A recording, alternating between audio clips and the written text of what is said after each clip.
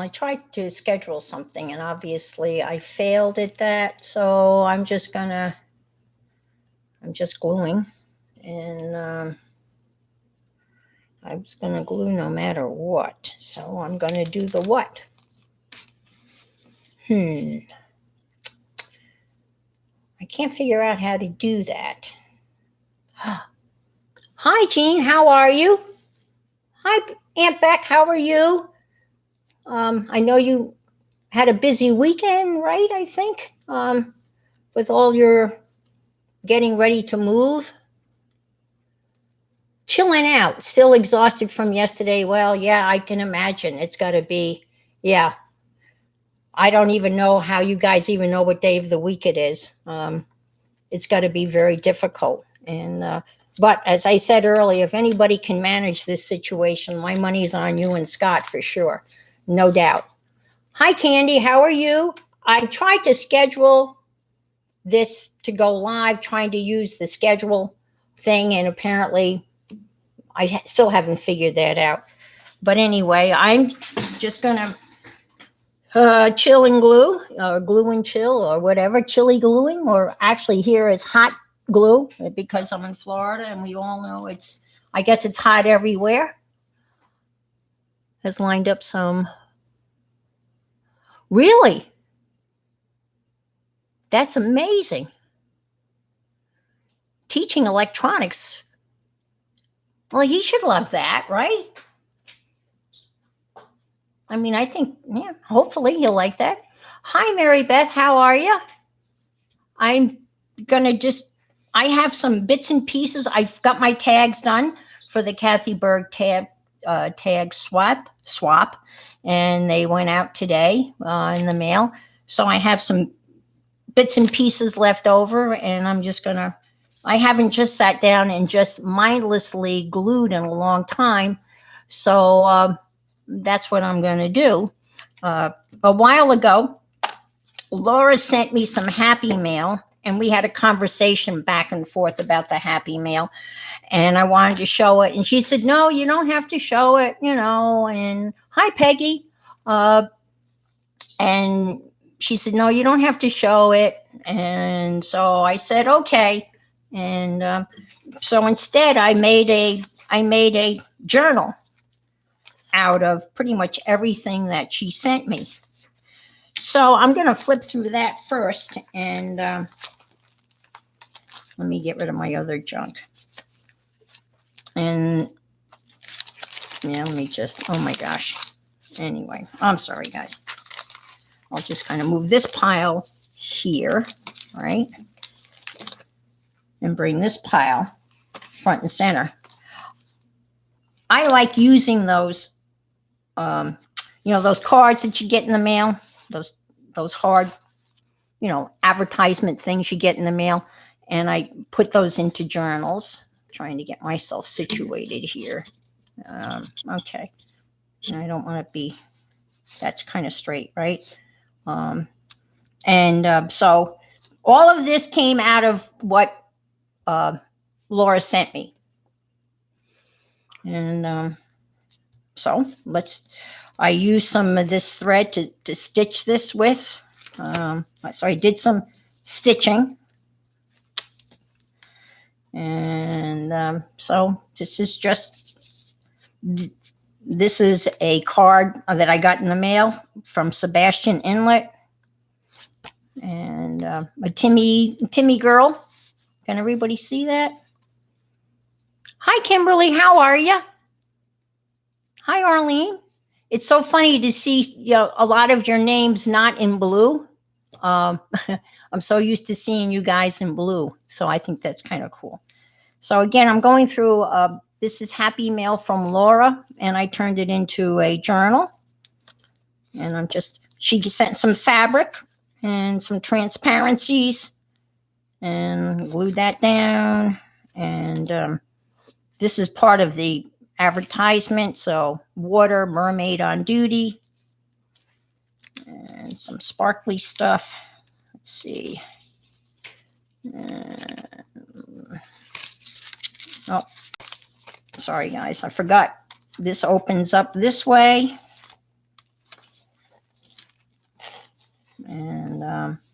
again, some more stuff from her.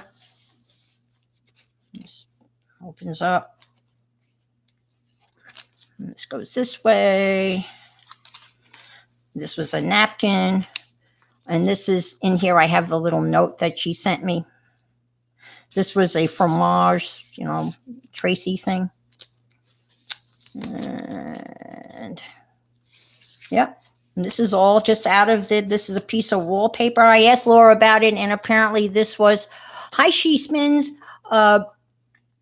She said this was a piece of wallpaper from the farmhouse that they didn't put up. Some more fabric. This was a tag that she sent.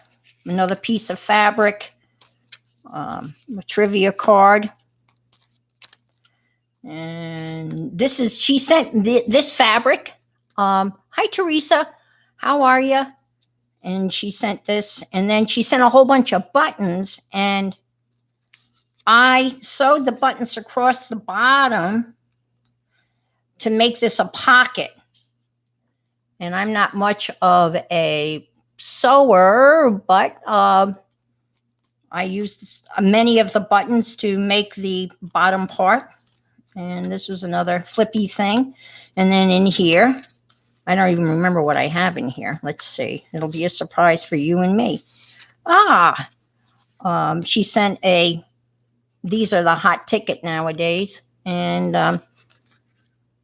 this was a piece, and I just cut this out and made this kind of silly person. And there was this beautiful napkin, and I couldn't touch this. So I just left it intact. And I think I just put some card in here to kind of give it some substance and love. So that goes in this pocket. Wow, that even went back in, which is amazing. And more stuff from Laura.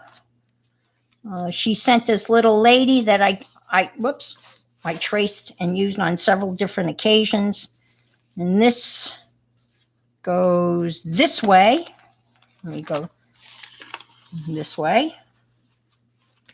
And this card, I tried to pull this apart, to make it thinner. Not a good idea because this is really old. 1910. And a piece of, and let's see, this goes this way. And this goes this way. And more of that lady. She sent some glitter, so I gave it to the flapper girl. And the key. And this opens this way. And let me see. And this opens this away. And she sent this kind of, I've made it into a boa. Okay. And text. And share your art, enjoy your art, embrace your art. I'm sorry, guys. And then this is the original little girl. And these are, I cut these out. I get a stamp album from the post office. And oh my gosh, it's just gorgeous. Gorgeous, gorgeous, gorgeous. I think this goes this way. And then this opens this away. And I incorporated some more of the buttons that she sent.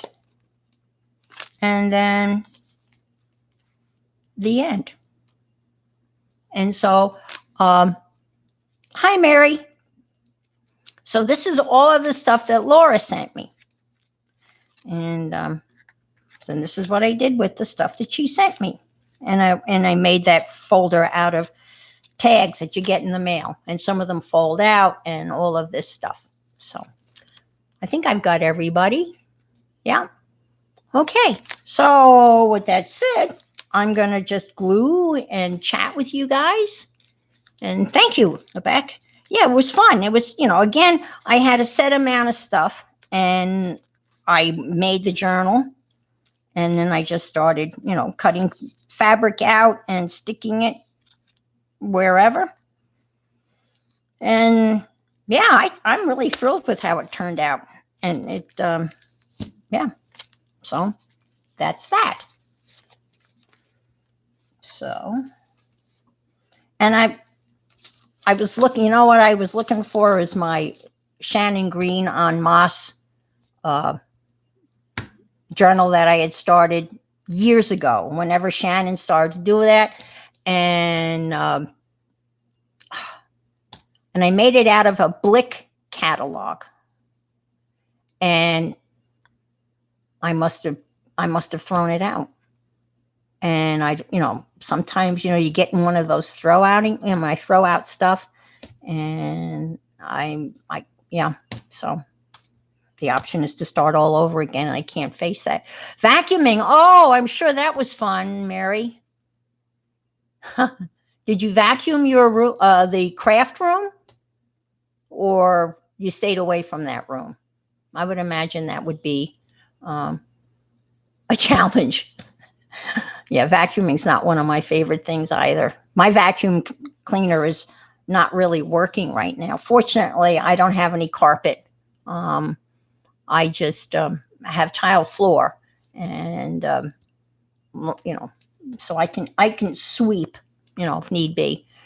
But I've got 2 cats, and I swear to God, every time they take a step, they drop fur. It's just like they're a fur manufacturing machine. So I have some bits and pieces left over again from the black and white stuff that I didn't use. And so here's another one of those journals that I made out of those cards that you get in the mail. They really make great journals. So, I must have cut these out. Love is like a butterfly. It goes where, well, I don't know. So I'm just going to start gluing and trying to keep up with chat and see how you guys are all doing. You're sorting stuff in your craft room? Mary, what's going on? I'll have to vacuum every day at the house. There'll be 6 cats, Becky? 6? So are you bringing 3 or 4? Well, I guess you have Greg's cat. Yeah, you've got yeah, and you're concerned about the cats, right? Because they're indoor outside cats, right? Oh, okay. Oh, you have 3. Wow, you have 5? I've never had more than 2. And my cats are totally inside cats. The older one, I've put a harness on and taken her for a walk outside, but we only get to 2 or 3 steps, and then she plops down. So she doesn't really want to go far, and I'm not pushing her. On the tile floor, I could literally drag her, but I'm not going to do that. Anyway, so this is some of the stuff that I've already glued down. And again, this is just all kind of junk mail. I'm a big proponent of junk. And I see I've got a page here. I can come back. So I've got a lot to glue, a lot of places to stick stuff. This is an envelope, so that'll be a pocket. Let's just see how far I've gotten. Trying to get, I guess we're going to have a glare. And so I'm going to go back and let's see. Yeah, this is all collaged.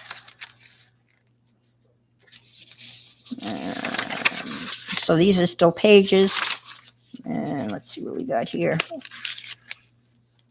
All right. Yeah, that's a credit card. I haven't looked at this for a while, so it's kind of like a surprise as to see what I've done. Okay. Collaged. I love fussy cutting. And that's all collage. Oh, wow, I really went, look at that. I really went all out with that. Let's see. Yeah. All right. I think that's supposed to be Zuckerberg. Zuckerberg? Not Zuckerberg. That's not right. All right.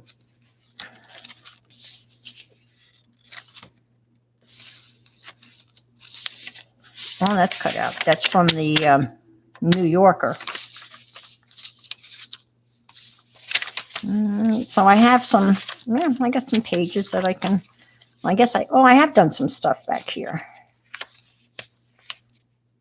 You can't see these labels, these shipping labels, I collect them.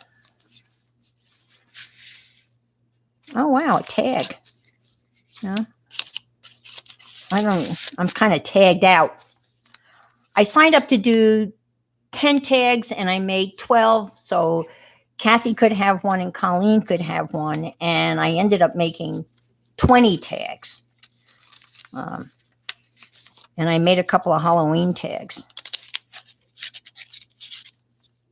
I made this from a computer circuit board. This may be from the computer that you sent me, Mary. You sent me that notebook computer thing and I tore it apart. And I think that's probably where this came from. And I'm glad you're here, Aunt Beck, because this postcard, I do believe, is from one of your Dirty Dozens that we did a long time ago.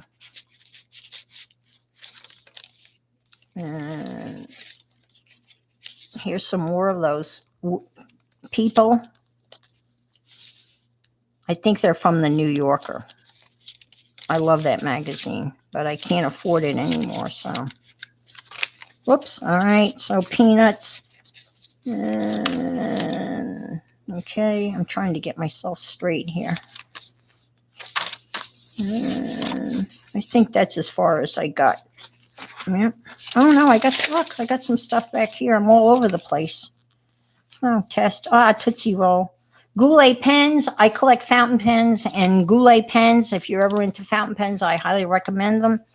And when you order a pen from, they always send you a Tootsie Roll pop, lollipop, just so you know. All right. Okay. So, cross stitch. Okay. I actually did some crewel work, CREWL, which is, and I bought a kit, oh, I don't know, 40 years ago, 30 years ago. And I started to do it when I quit smoking. And it worked, but I never finished it. Hey, I'm sorry, my cats are, all right. So this is, I do little sketches and copy them out of like cartoons. And so I'm going to glue her down. Sounds more artsy. What, crewel work, or I missed something? Oh, cross stitching. Isn't that where you have like graph paper? And that's why it's like little crosses, right? The stitches are little X's. I think. Do I have that right? And crewel work is, I remember all of the different satin stitch, French knot. I actually managed to do a French knot once upon a time. So this is just a part of a cartoon that came out of the New Yorker. And I've been working really hard at trying to improve my drawing. And I know everyone says that everybody can draw, and it's just a matter of whatever. And I Yeah, I wish I could agree with that, but I've been working at it for a long time, and I guess there has been some improvement, and I shouldn't be so, you know, disheartened. And so I keep on trying. Every day I do a little bit of drawing, and I do the best I can, and that's all I can do.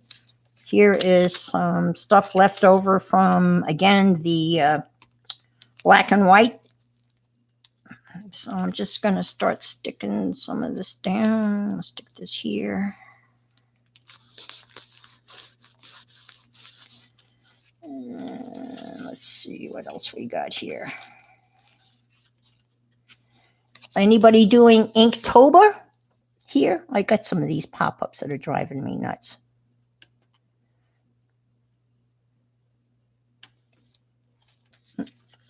Anybody doing Inktober this year? Well, this made me think of it because last year I did Beatles, 31 Beatles. I bought this Beatle book. Don't ask me why. It was at a yard sale. And so I just copied what I thought were interesting Beatles. And that's what I did. And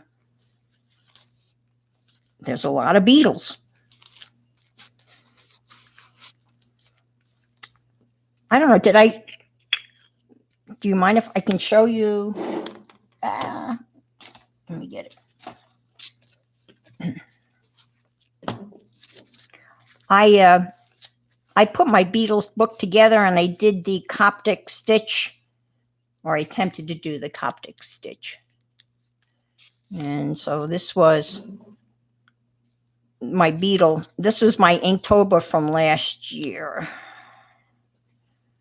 And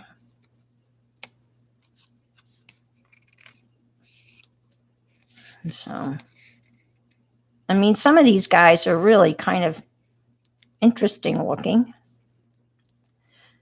Now, I guess in reality, they're really, really tiny. But look at this little guy. It looks like he's got a little bow tie on.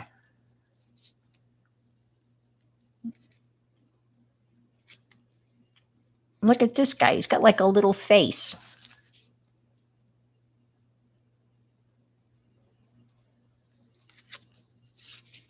I'm not even going to attempt to pronounce their names. And look at the bod on this dude.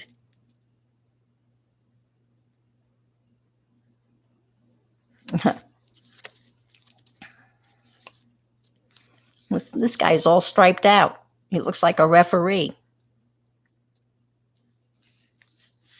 And I tried to make some interesting backgrounds for them. I was doing this while I was substitute teaching, and the kids were really interested. They're going, "What are you doing?" And I tried to explain to them. I got some extra threads here. Look at this guy. This is one of my better. And with these, you get to practice stippling and other like pen and ink things.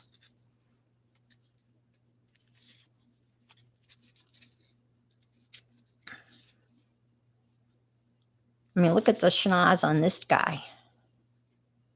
And this guy ranges from New England to Florida. A desert beetle. Well, the one I don't have in here is the dreaded cockroach, or in Florida they call them palmetto bugs. I mean, really, they don't deserve such a nice name. I put this guy on a locker door. Let's see. I have no idea. I guess I needed a break. And this one looks like it's got a little bra on. I thought that was kind of cute. And look, this guy has a face. I mean, some of them are kind of cute. Now, if you go online and look at them, the colors of them are unbelievable. See, that guy came out pretty good. Let's see. And look at the rack on this dude.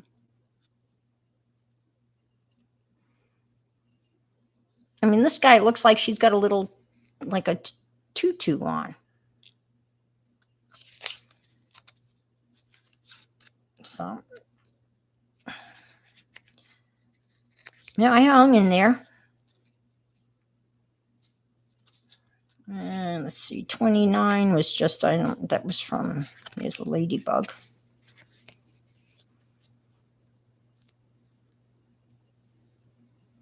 And this is one of my all-time favorite quotes. Hi, Susan. What a rack, just in time for, you want to see? Oh, you saw the rack, right? There's the rack, a beetle rack. Many of life's failures are people who did not realize how close they were to success when they gave up. Thomas Edison. Yeah. So that's my beetle book in Inktober 2019. And I don't know what I'm going to do this year. I don't want to do 30 more different beetles. That's for sure. So I'm just gluing and kind of using up bits and pieces from the Kathy tag swap. So I've got some black and white stuff hanging around here and some beetle stuff. So how are you, Susan? I know you were in meetings with what, people from, well, I can't remember. UK? Germany? I can't remember. I know it was overseas. You just got out of training. They really can find a lot of new stuff. Oh, Netherlands. Okay.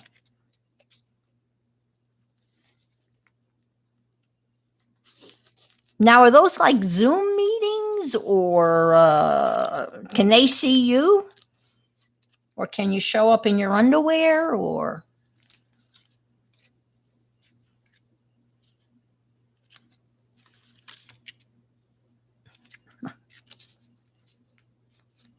Oh, wow. That's a raven, isn't it? That's one of the things I was thinking of doing. For Inktober, I thought maybe I could do the Raven, the poem The Raven. And there are 198 lines. Oh, it's like, okay, Microsoft Teams. Okay. And I could put 7 lines on a card. And that would be 31 cards, and I would kind of do it in different types of print. Like different styles of, script. But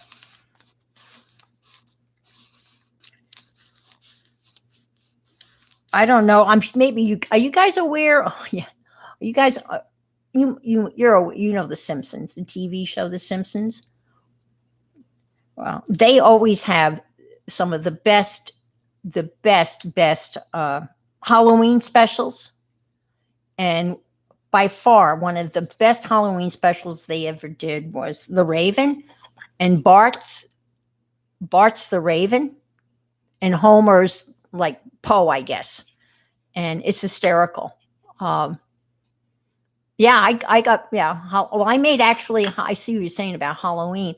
Yeah, I actually made 2 Halloween tags, and I included those in the swap. And but if you want, I would,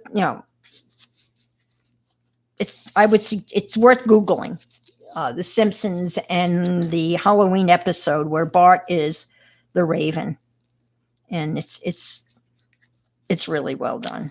But all of their Halloween specials are just, I mean, The Simpsons has been on forever. See, where I live, we don't have any trick-or-treaters because I live in a, one of those gated communities. And I kind of miss, seeing the little ones.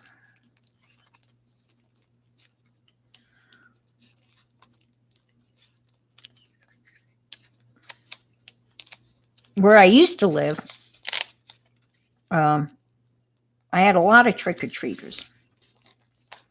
And I lived where I taught, so I'm not going to say I was a little bit more cognizant of my, I don't know how to word this. I don't want to say nicer to my students, because I was always described as that nice, mean teacher, whatever that means. But I thought that was the perfect description of me, because I didn't want them, to do horrible things to my house, on Halloween. And many of them came to my house for trick-or-treating.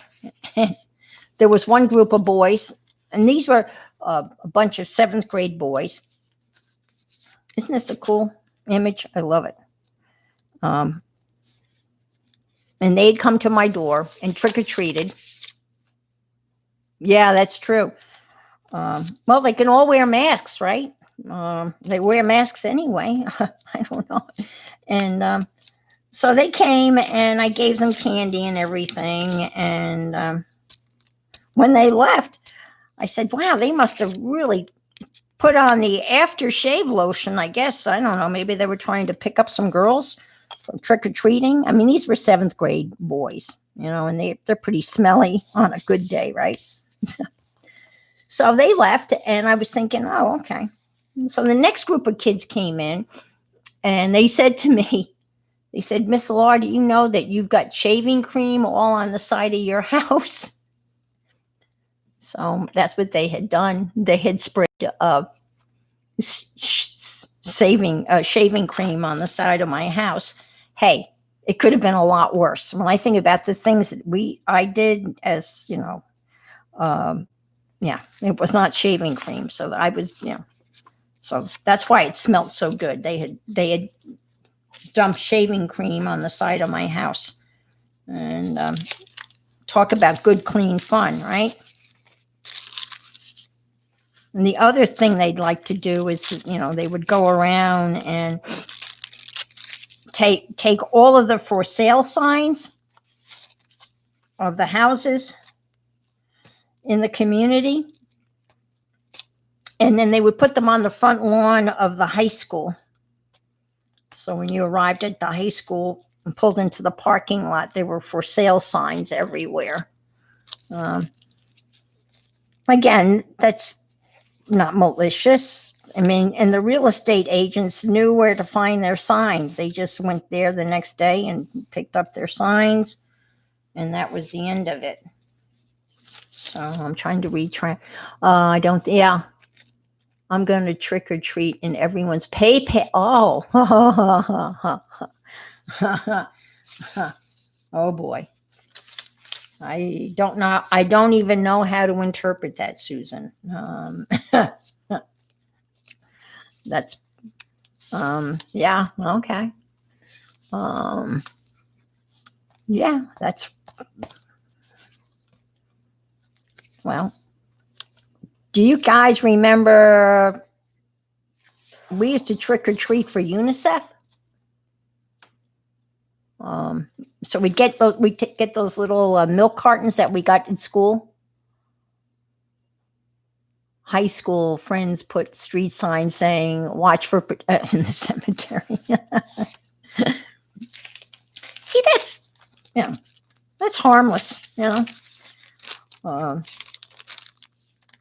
Did you guys ever trick or treat? Yeah, you remember UNICEF? Yeah, and we would take our little milk cartons and rinse them out, but they always still smelt of sour milk. They had that yucky kind of sour milk smell. And so here's some more bits and pieces that I've got. And we decorate them, whatever, and then we would trick or treat for UNICEF. And people would put pennies in there or whatever. Usually you got pennies. And then the next day you'd go back to school and there'd be this gigantic empty aquarium in the lobby of the elementary school, and every class would proudly march up and dump their pennies into this aquarium. And that was a big deal. And my friend and I, when we got older and we really weren't trick or treating, we kind of got into a little bit of mischief. I don't know where her parents were. I mean, I've got tons of, I should call them Nancy stories, because Nancy and I met the first day of kindergarten, and we're still friends. And now there is no change. That's true. And so we did some, I would say, kind of mean stuff.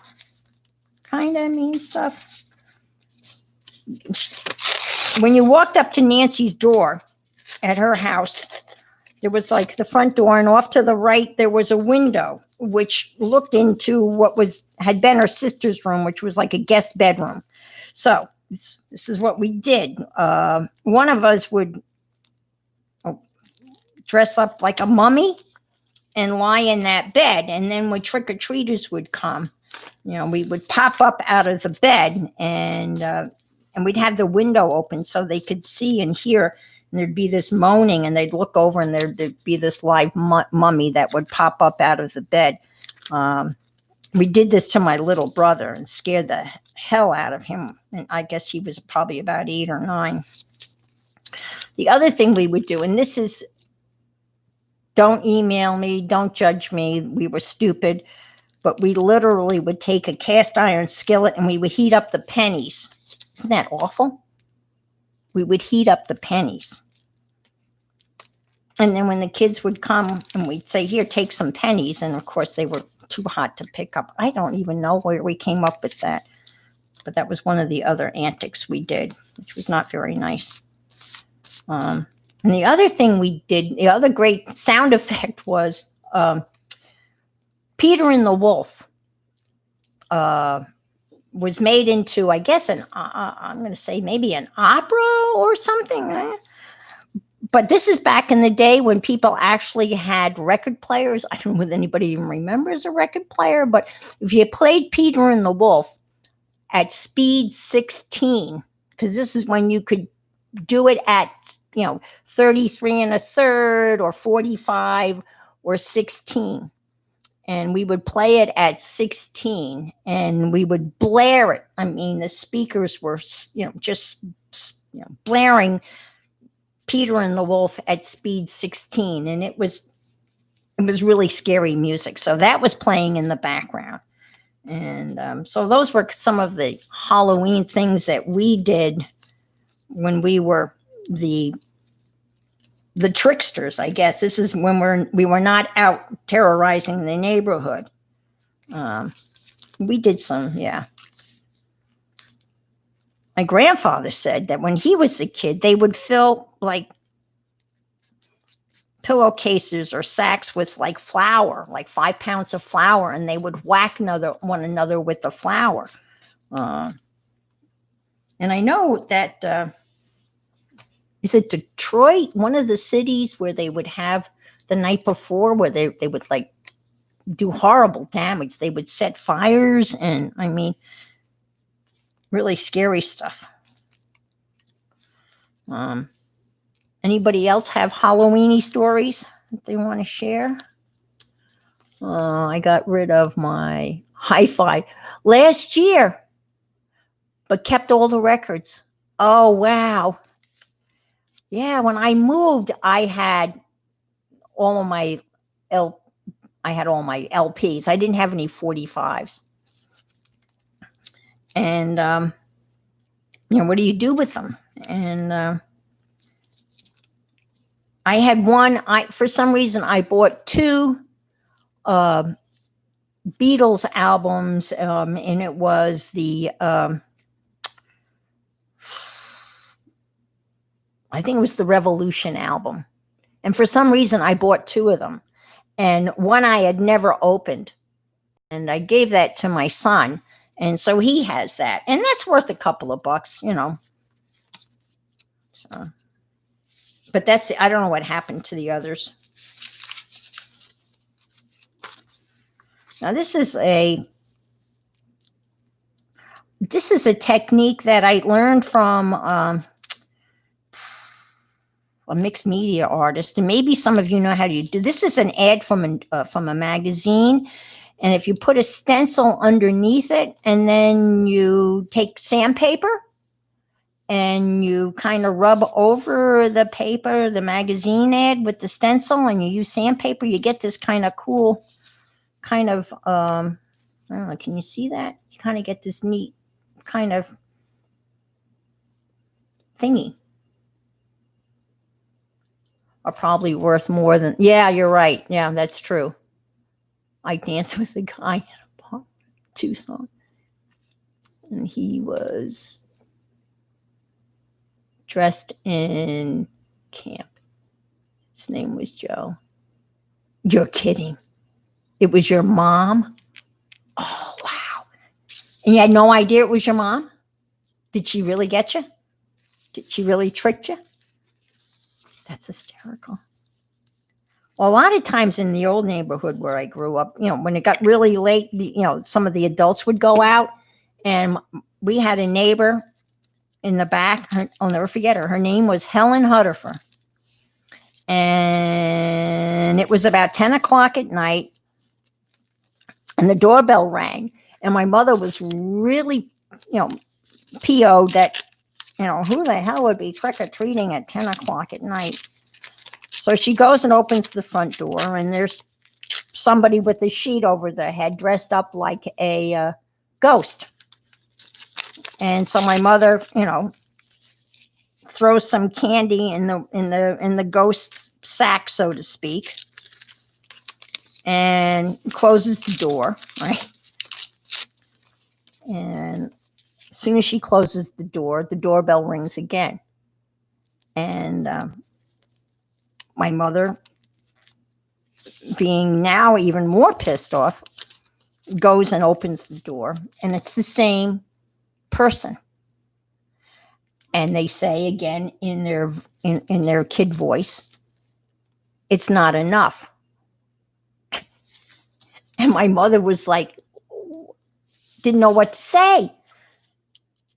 So she gave her some more candy.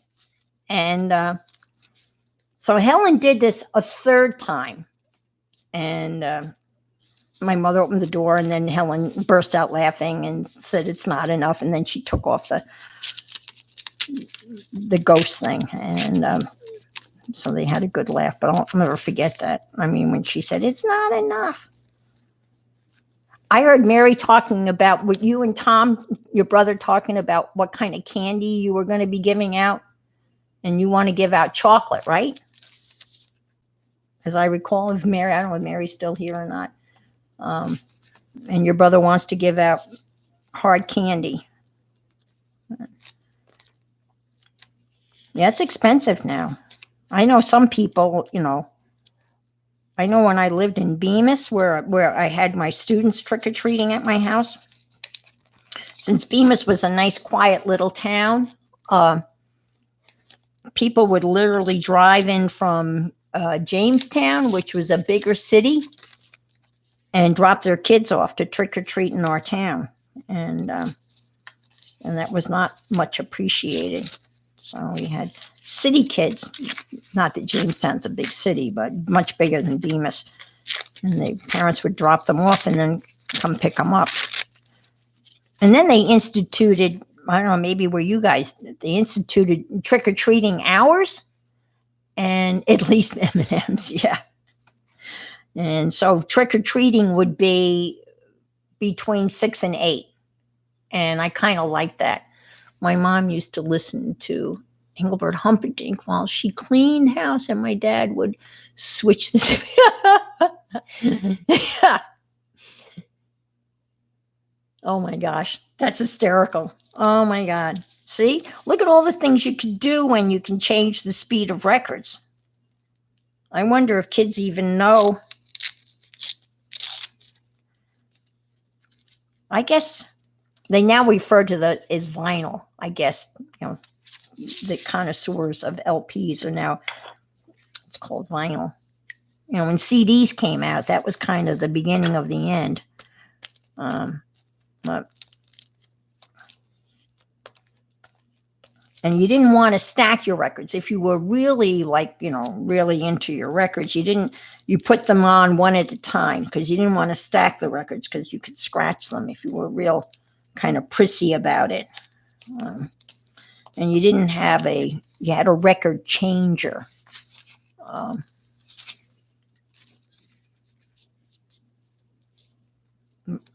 I guess, there's some people that, that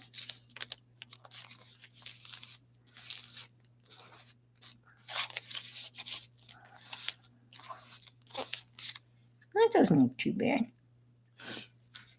I got a gap there, but, oh, look at that. It's like it was made to fill that gap, right? How lucky am I, right? Man.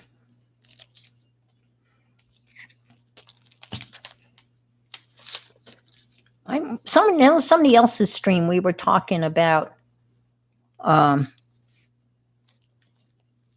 don't know how we were talking. Did we talk about the city? Yeah, I think I talked about standing room only tickets in New York City. I think I talked to you about that, guys. But that was something that we did. I don't know whether you can even do that anymore. And I think back at how I can't believe my parents, Nancy and I were about 15 years old, and we would get on the train and go into New York City almost every weekend. And this is before the city was cleaned up. I mean, this is before Disney and ABC bought Times Square and made it a tourist destination. And we would get on the train and go into the city and hang out. We walked, and Fifth Avenue. And we'd go into Tiffany's, and Shelley from Crafting Mom has mentioned Bergdorf Goodman, and I remember Bergdorf Goodman and Saks Fifth Avenue and Lord and Taylor, and we would wander around the city and go into these stores and go up the elevators, and of course we didn't have any money, and then we would go get a standing room only ticket, and it was $2 for a standing room only ticket, and you stood at the back of the orchestra, and at intermission you could take any empty seat that you wanted. And so we ended up seeing a lot of Broadway plays that way. And then at Christmas time, I would ask for 2 tickets to a play. And then, the escalators. And then Nancy would ask for 2 tickets to a play. So we would have legitimate seats for some plays. And I had a whole stack of playbills. And but we would, I don't know. I'm thinking back, going into the city at 15, 16 years old, and just wandering around. We then talked our parents into, and all these things I'm telling you about, these were all Nancy's ideas. These were not my ideas. I was the follower. We would get in trouble. I would be crying, and Nancy would be laughing in the face of danger. And so we talked our parents into sending us to an SAT prep course in the city at the Rhodes School, which was a very exclusive private school in Upper Manhattan, right? And that gave us a legitimate excuse to be in the city every Saturday morning. And I don't know whether that helped or not, my SAT scores. And so we'd go into the city and go to the Rhodes School. And then afterwards, we would hang out in the city. Now, I'm telling you, we never took public transportation. We never took a bus. We never got on the subway. Rarely, we might have some money to take a cab, right? But for the most part, we walked. Walked and walked and walked and walked and walked for hours on hours. But for some reason, that day we decided that we would take the subway.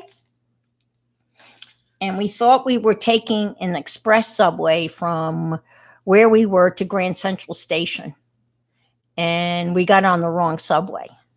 And we ended up in a bad section of Queens. And now it's late. Now it's in the fall, so it gets darker earlier. And fortunately, there was a drugstore that was open. And we went scurrying in there, and there were a group of boys on the corner, and they were kind of making snide comments about us. And we went into the drugstore, and we told the druggist that we kind of had gotten on the wrong subway, and what should we do? And this is before cell phones, so we couldn't call anybody. And he said, well, just wait in here, and a bus will come by, and get on that bus, and that'll take you to Grand Central Station, and from there you can get your train out to Long Island. So that's exactly what we did. So we waited, and sure enough, the bus came, and we got on it, and it took us to it took it to the station where we could get the train that took us to Wantor, right? So we had survived that ordeal. Nothing had happened, and we were so thrilled to be home.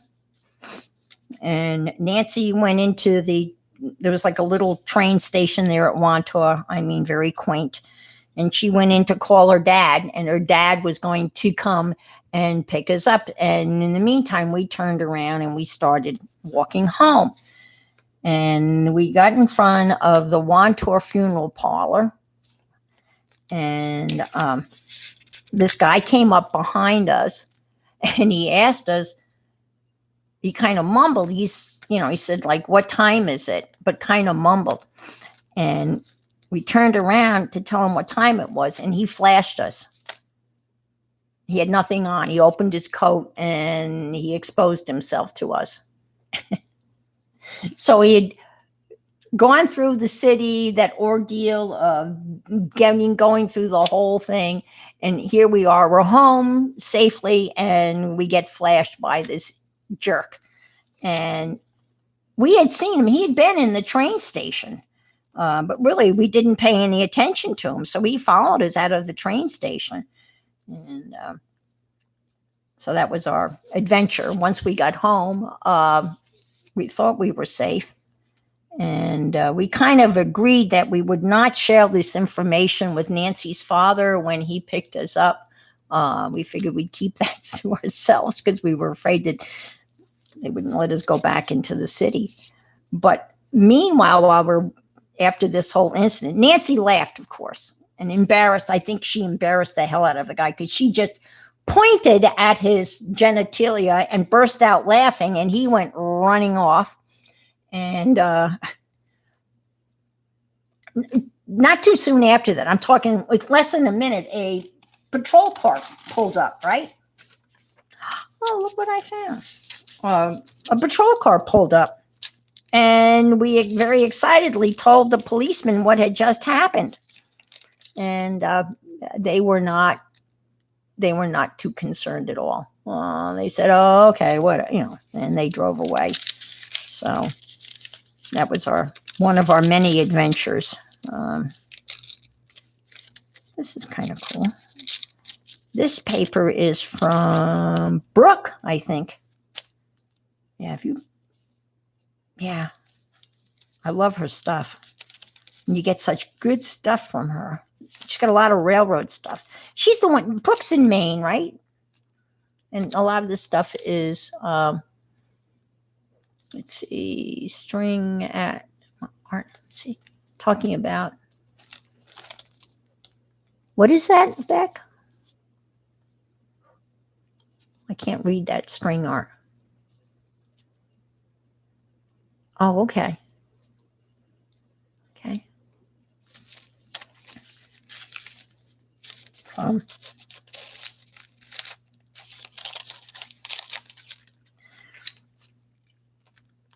I made when Nancy turned 60, and that's a long time ago, I made a a YouTube kind of video, and I went back and looked at it, and it's so primitive. I mean, compared to what I could make now, but I kind of told our whole story, you know.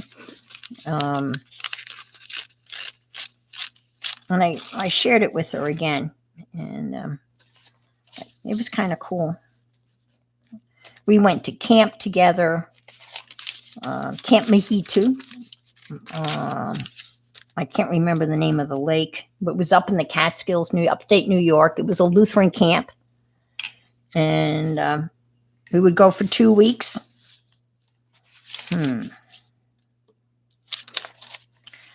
And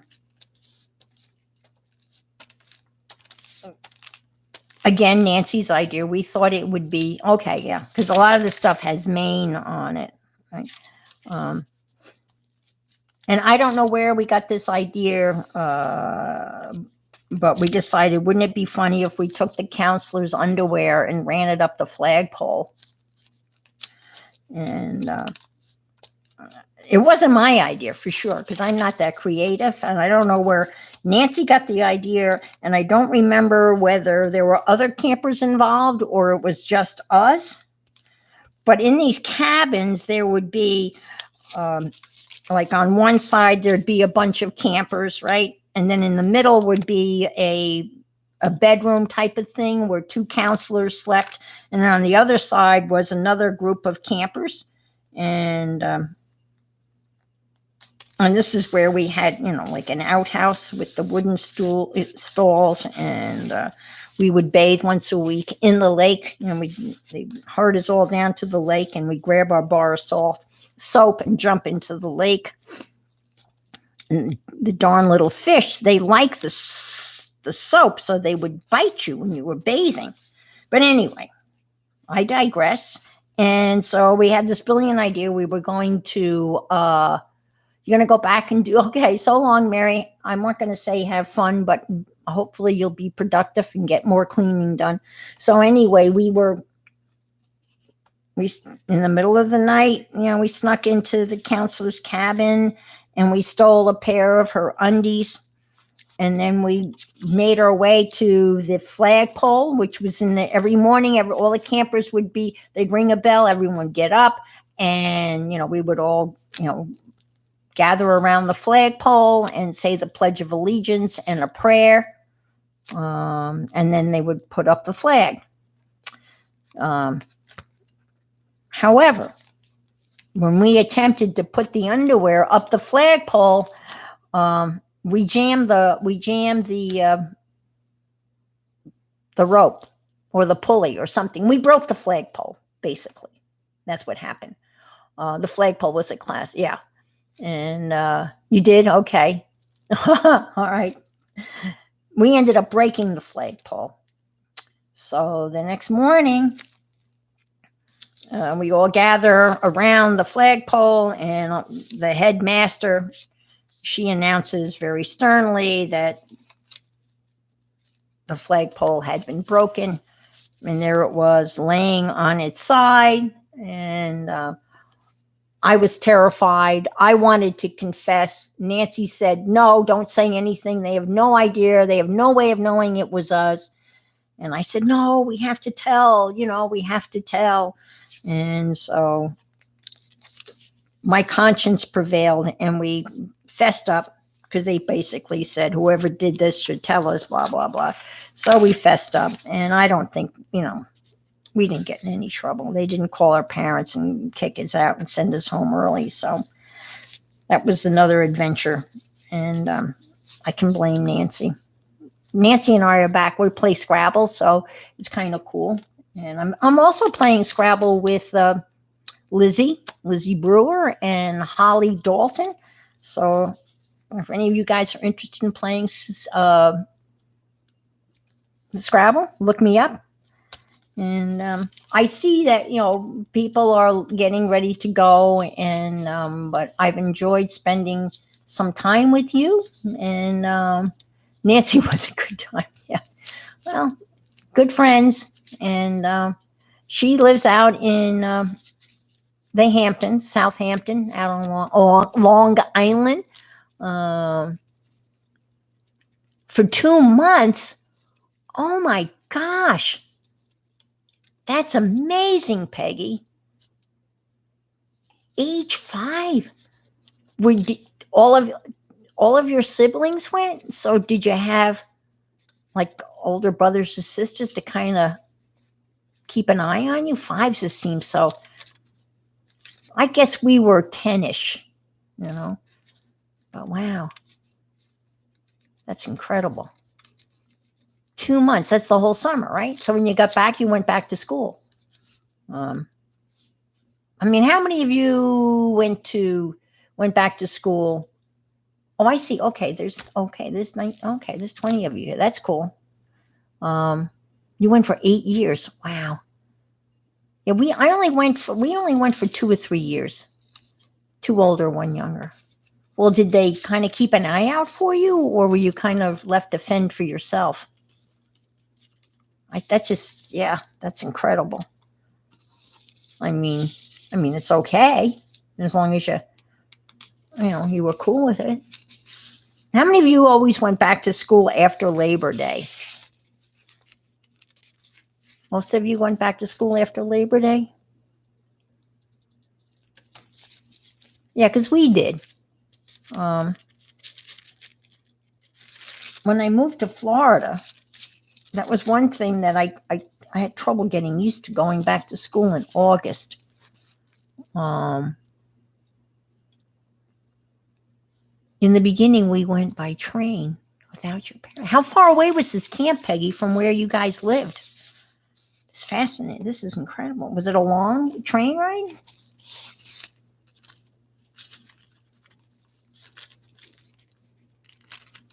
Always after Labor Day, yeah. Well, I guess the kids are going back to school. But how long a train ride was it, Peggy?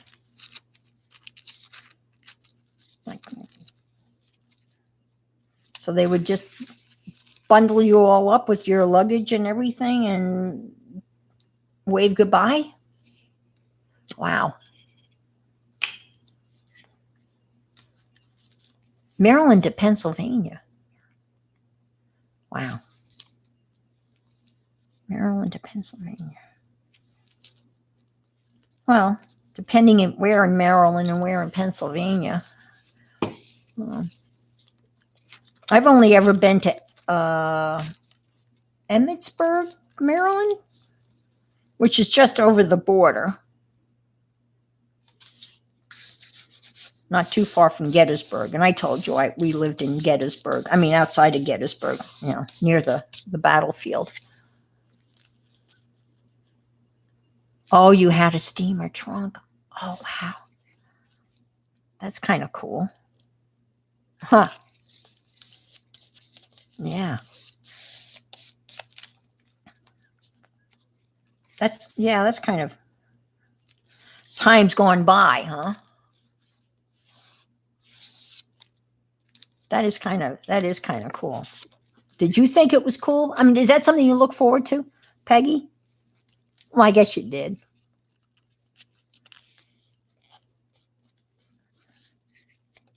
Wow. That is really cool. Huh. See? Look at all the. I guess they still do camp, right? I lived in DC in the beginning, probably 3 hours. Well, that's a haul. That's not around the corner.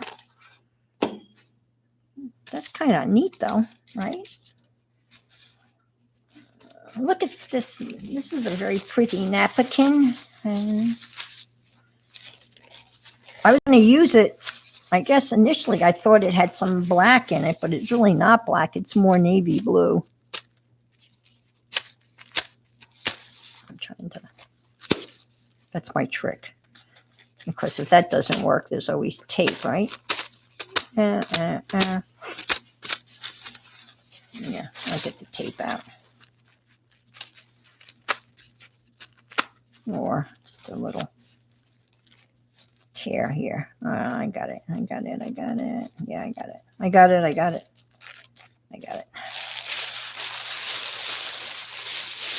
Did you see Mary the other day?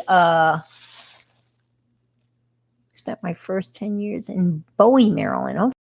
Bowie or Bowie? Like Bowie, like in Jim Bowie, the knife guy? Did you see Mary the other day, maybe a week or two ago? She took this part of the napkin and she kind of ombreed it with different sprays.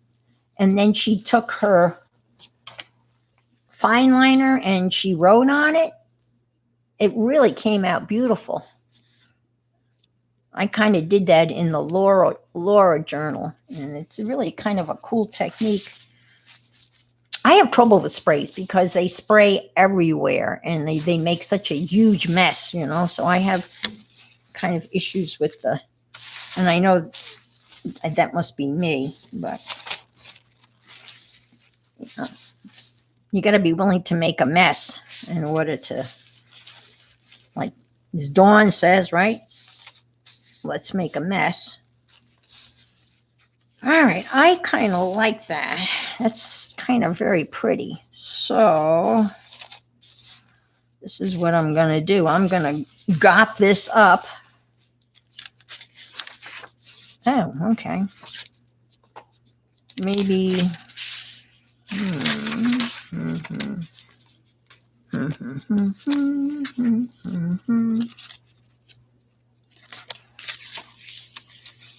So we have our next,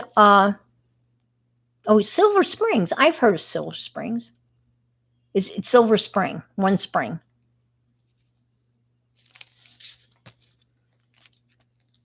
And that's where you are now, Peg. Silver Spring. Yeah, okay. That's cool.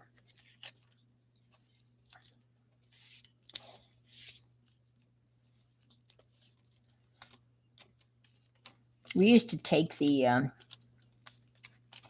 entire 8th grade class. We would go to DC with them, and I guess that's the proverbial whatever, the classic 8th grade trip to Washington DC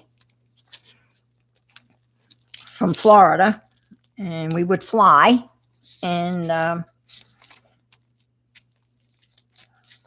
it was usually about 100 of us, and that included the chaperones and the teachers. We never lost a kid, so I guess that's a good thing. And we were with the tour guide group, and they did, oh my God, they did such a great job. And we kept those kids so busy, they didn't know which end was up. And we left at like 3 o'clock in the morning, to catch the plane. And we went until, I don't know, 10 o'clock the first night. And then we were up by 7 and on the road again. And we went everywhere. And, we had a bus, and the bus would, take us from point A to point B.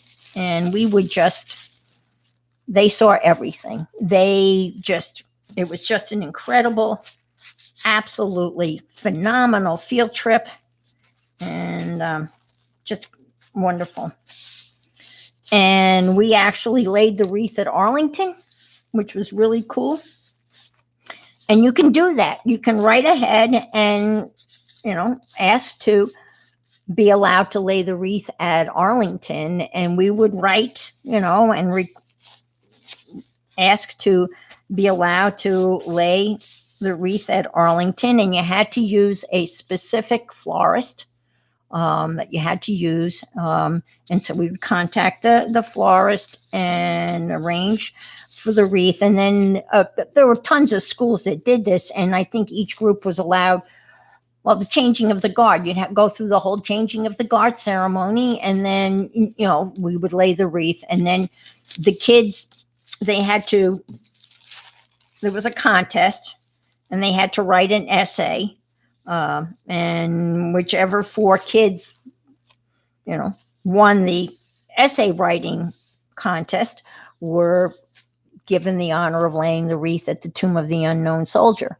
And that was just a very, very, moving. It is a moving ceremony, and it was just phenomenal to be able to be part of that. And one year we actually had one of the students that had won uh, the honor of laying the wreath at the Tomb of the Unknown. Unbeknownst to him, his mom flew up on a separate flight because she wanted to see her son lay the wreath at the Tomb of the Unknown, and he didn't know that she was going to be there. So that was kind of rather moving for them to witness, for us to see that, see his mom. I guess his aunt lived in DC. When we did this, my father had been interned. My father is buried at Arlington, and none of us had been back to the niche where his ashes were laid. So we never saw the marble plaque. And so that first year that we went to Arlington, I was able to go, and my son at the time was working in Maryland, and so he drove and met me at Arlington. And you're given a pass that so you can drive right on to the cemetery. And so Dave had the pass. I mailed it to him so he could drive. Yeah, they were exciting. And so Dave met me at the visitor center, and there was another student whose grandparents were buried at Arlington. So the teacher in charge said, "Gee, do you mind taking Doug to find where his grandparents are?" So Doug and I and Dave took off. Now we had maps, and his grandparents were cremated also, and they were only a couple of stacks away from where my dad was interned. And so it really worked out well because Doug was able to take a picture of Dave and I, and of course we were able to take a picture of Doug by his grandparents' niche. So it worked out really well.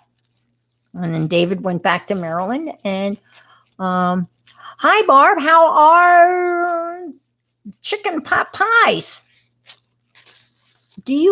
I've been dying to ask. Hi, Lori. It's good to see you. Now, Lori, you had your art show, right? How did you have it's an ongoing art show? Is that what I understand?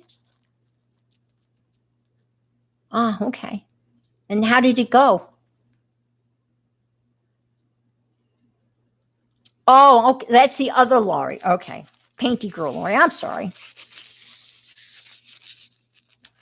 I don't know why. Okay. So you've been working. Well, that's good, right? Now, obviously, you're in Branson, Missouri, correct? That's why you're... No, not... What am I thinking? No, you're not. You're in Montana, obviously. Duh. Oh, boy, I apologize. That is a major duh, right? It says Lori loves Montana. Okay. Oh, my gosh. I feel so stupid. So, Barb, do you make chicken pot pies? Or you just like them? I'm curious. Are you a chicken pot pie aficionado? I know Dee Dee loves your name. You're right up there with beady-eyed Beth. That's quite an honor, That looks pretty cool, right? This is, and I can't remember what it came with, but obviously it's a thing to... It's not. I don't think it was meant to take apart napkins, but it's kind of cool, and it's got water in it, and I use it to. Yeah, I'm just BSing and gluing, and I just turned the camera on. I tried to I tried to schedule a meeting and I can't seem to figure that out. I scheduled it and I don't know what happened. And I did that. I tried doing that for our Friday Night Live. We have our next hop this Friday. When I say hop, I think of, they used to have, yeah, I know, it's okay. To go to work. I'm in Montana and it's okay. That's true. You could live in Montana. I have one Montana wannabe story. I don't know where all these stories come, but anyway. There used to be land still available under the old Homestead Act. What time does the hop start? Well, Peggy, there's a split season, so to speak. There's the morning hop, and then there's the evening hop. The morning hop is Mary's early morning, like 6 a.m. ish. I think Mary starts it off like at 6 a.m. And then there'll be the evening hop. I'm in the evening hop. And I do believe Aunt Beck follows me. And then Mary starts it in the morning and then she will wrap it up in the evening. I'm on 8:25 Eastern time. And it's only a 30-minute hop. Yeah, 6:30. Yeah, Central, right. And Jersey's okay. And Jersey's before me. And then Shelly Crafting Mom is in the evening. Beck's in the evening. I'm in the evening. And I think there's Janet Nash is in the morning. There's a whole bunch of us. There's like 10 of us. I think 5 in the morning and 5 in the evening. And is Jersey she in the morning? I thought she was in the evening.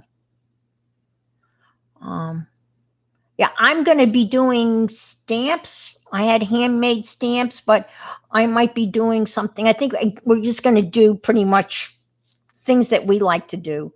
I know Shelly is going to be doing transfers, transferring images, which I love to watch her do that. And I make a lot of quick stamps for like opportunities that arise, and I just I use the foamy stuff and cut stuff. But I came across a new, it's not new, it's been around since the 1930s. It's new to me, and it's a printing method, so I might do that. And but that's Friday night, and so this will be our second hop. And I think Mary's now arranging she's going to extend to a Sunday, I do believe, once a month hop with another group of people also. So, yeah, it's for me, for me, I don't have that many subscribers, and it has really helped, me. I always pick up a couple of more subscribers. I mean, it doesn't sound like a whole lot, but I'm up to like 274 subscribers, which is awesome for me. So I'm very happy with it. Let's see, 2 weeks ago. Let's see. All right. Yeah. Yeah. Our favorite. Yeah, that's it. Yeah. Aunt Beck. Yeah. You're going to do chipboard, right, Aunt Beck, I think? Well, I haven't been on that. I've just started doing this, so I haven't found a time to kind of be on regularly, and so that's on me. I have not. I need to be more proactive, so I blame myself, and that's on me. I have to tell you, made a lot of videos, YouTube videos, when I was teaching. I mean, this is before, what's going on now. I guess I was ahead of the curve, so to speak, because I was cranking out history videos for my students, right? And I would upload them to YouTube. And the kids would, watch my videos, and they could be on all sorts of things. Sometimes they were just PowerPoint slides on the Jeffersonian era or whatever, right? And I would assign them, and they would watch them, and I would do PSA, public service announcements, kind of joking around with them. And so I made quite a few of these, right? And one day a student said to me, well, I watched your YouTube. And I'm going, well, how'd you do that? I mean, how were you able to do that? And he said, well, I subscribed to your channel. And I go, what are you talking about? And he said, well, you have a YouTube channel. I said, I do? I didn't even know I had a YouTube channel. That's how I had no idea that I had a YouTube channel. So the student told me that I had a YouTube channel. So I didn't know now, and it was students that signed me up for Instagram. I didn't have an Instagram account. I had showed them some collages that I had done, and these were seniors, and and the one girl said, give me your phone, and she set up my IG account and showed me how to upload pictures. So now I have an IG thing. So thanks to my students, took good care of me, right? They all graduated, and but I was subbing up until last March, and then I called the sub coordinator, and I said, yeah, take me off the sub list. It's just not. And so I don't know how it's going. They went back. I have no idea how it's going. My son went back. They've already had one 5th grader who came down with the virus. And it's scary because they're not telling the teachers. And so the teachers don't know. And the school's saying, well, we're not going to tell you unless we feel that you've been exposed. So they're kind of, they don't know whether, and so it's kind of, again, it's uncharted waters, as we all know. So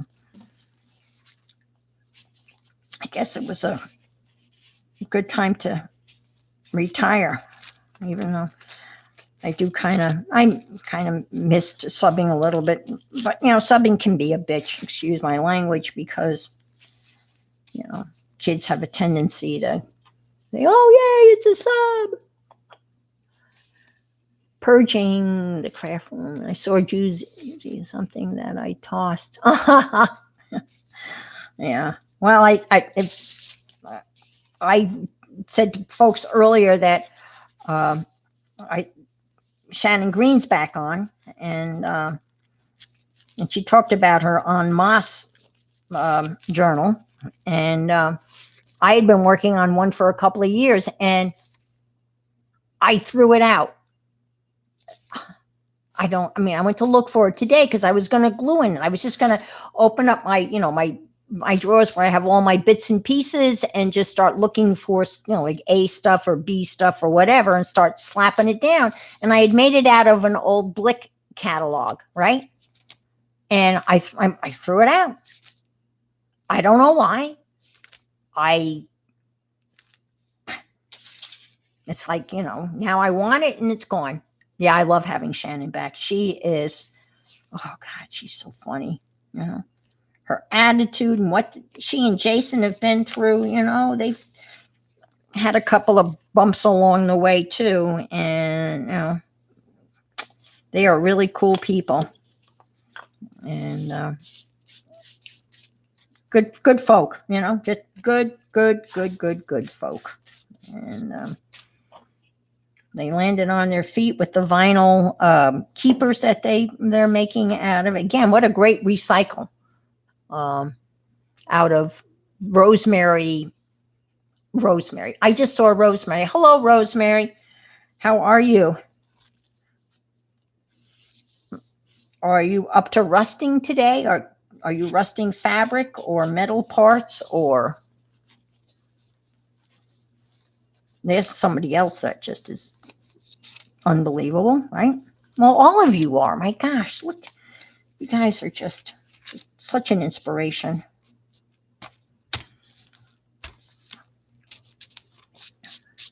I just, I've said this before, and I know you're probably tired of me saying this, but I just feel so fortunate to have found this community of folks. The love and the support is just, it's just always there, and being very reluctant and not sure of myself about what I'm doing, I always feel encouraged. I always lose something, uh, I, there's always something to learn, and always people are willing to share or answer questions, or it's just amazing amount of information that's out there. I found, and I'll share this with you on Friday night. I found a woman that offers classes, paid classes, but she also has a lot of really cool free content. And I'll share that with you on Friday night. And I love free content. I'm always kind of on the prowl looking for free content. Joycey! Yay! I'm so glad you're here. Have you been virtual teaching or supervising, I'm assuming? You'll have to go back, because I showed everybody the journal I made out of your stuff, the stuff that you sent me. And let me see what you're up to.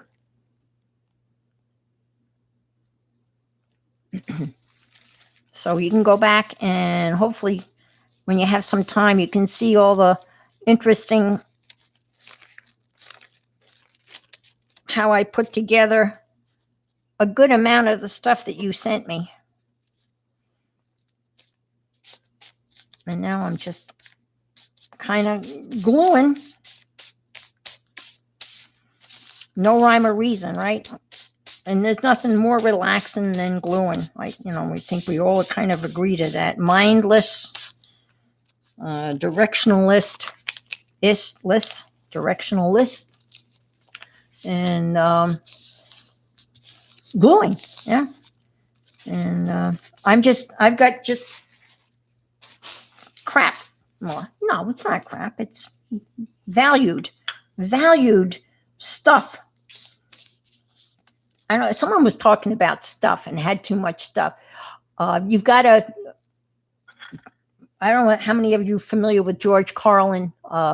He was kind of a, well, I'm not going to say, he's not like Lenny Bruce, foul-mouthed, but he uses some language, But he does a routine on stuff. Curating a collection, yes. He does a whole routine on stuff. And YouTube it, Google it, George Carlin on stuff. And it's hysterical. Okay. And all of us can relate to his monologue on stuff. Because, well, we have stuff, and he really basically nails it when he's talking about stuff. And so I highly recommend you check out George Carlin's monologue on stuff. I got these. Dee Dee showed 3 paper lovers, or lovers of paper. Is it lovers? Paper lovers. I don't know. People that like paper. And I bought all 3 of them, of course. Why wouldn't I? And I'm so easily enabled. And one of them had these neat postcards. You know, you get postcards and you get banners and you get wrapping paper and you get journals and you get little books. So I just like this type of, it's just, I love it. It's simple and it's kind of cool, and it's going to be hard to put down. I guess it should be a flip out, or it. Maybe I can do that. Yeah. All right. I'll come back to that. And let me stick this down. I got bits and pieces of Brooks stuff, so I'm just sticking this down. This is kind of cool. I'm really kind of clearing this desk here of stuff. So Jersey. I love that one by him. Yeah, I couldn't remember how bad the language was on the stuff one. I know that some of his language is pretty bad, but I couldn't remember how bad the stuff one was. Well, Lenny Bruce was, I guess, legendary. And has anybody watched the series, the Amazing Marvelous Miss Maisel, or Marvelous Maisel, or I think it's on Netflix. They have Lenny Bruce in that as a character, and that's a pretty funny, yeah. I guess he was arrested and hauled off stage, for his language. Sometimes, I don't easily get offended by language, but sometimes if it's out of context and it's just thrown in for I don't know, just to be there, and then it just seems senseless. This came off a, obviously, kitty litter. I buy kitty litter. And this is the box that the kitty litter came in. And I peeled this down to this, so I'm going to use this. So I don't use Chewy. I've been buying my kitty litter stuff. Yes. Oh, Mrs. Maisel, that's it. Yeah, that's pretty fun. Yeah, given the time frame, the 50s, that's why he was like, today, I don't think that people would be Papa Louie. Yes. I think I told you that story about, we had a kid that lived with us. His name was Louie Papalia. So when you have your cat that's called Papa Louie, I tell you about Louie. Yeah.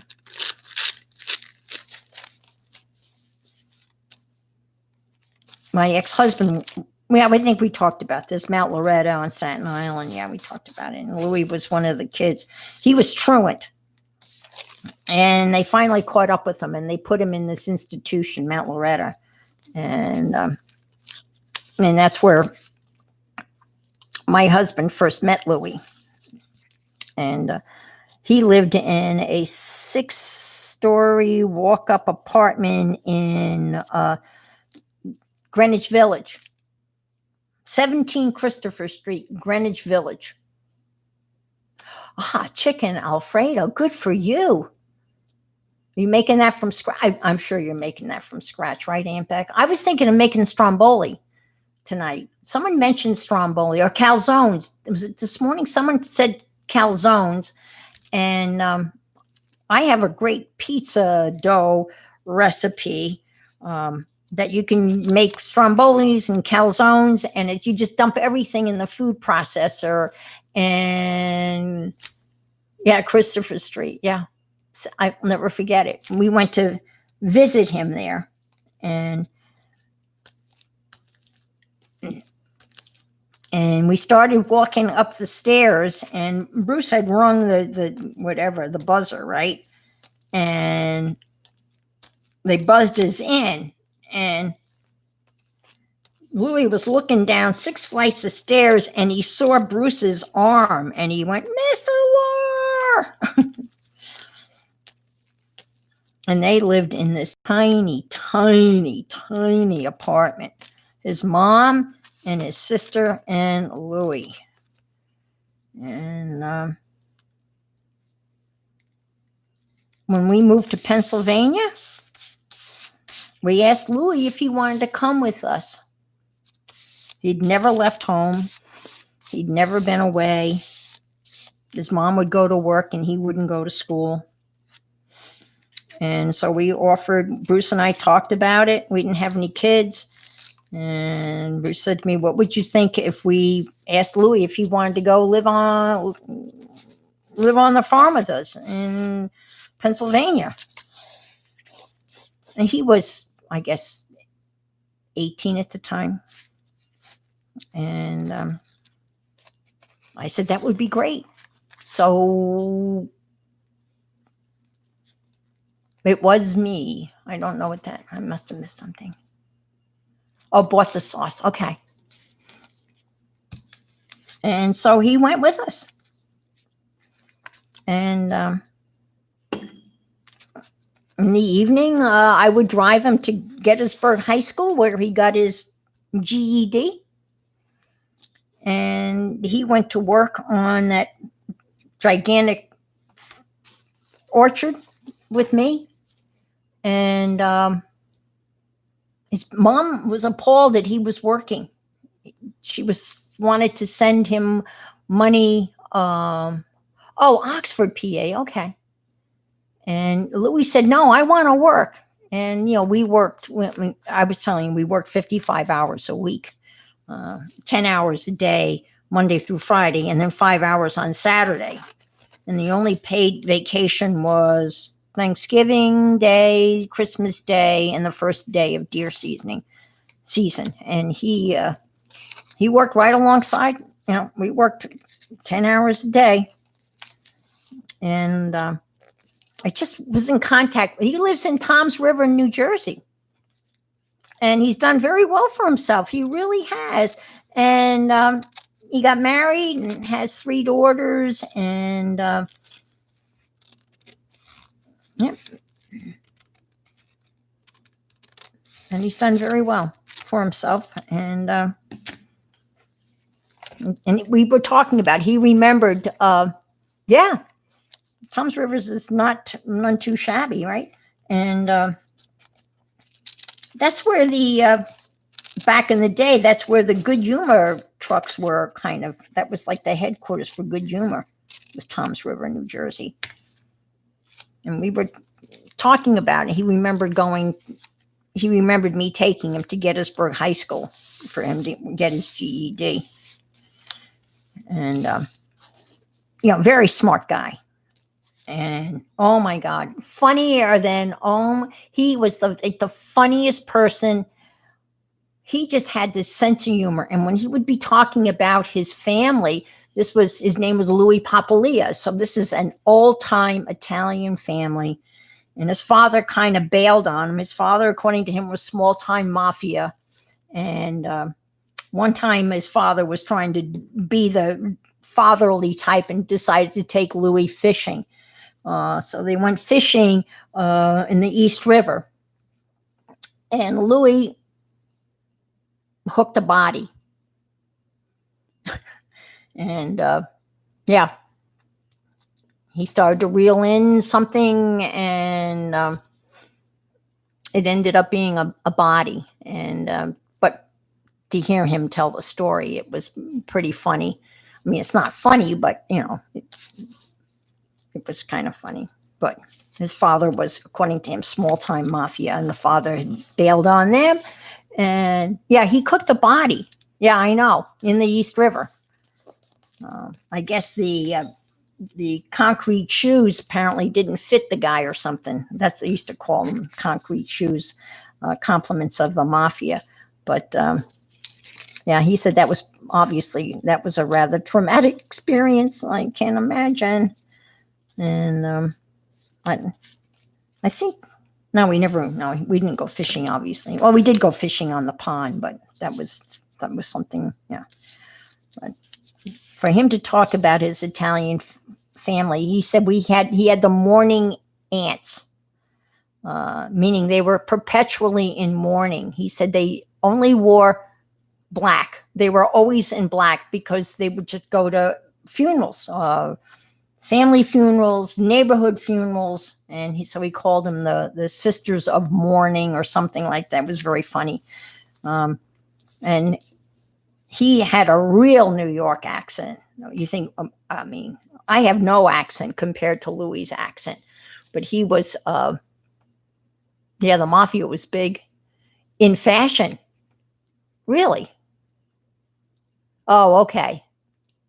The Godfather, yeah.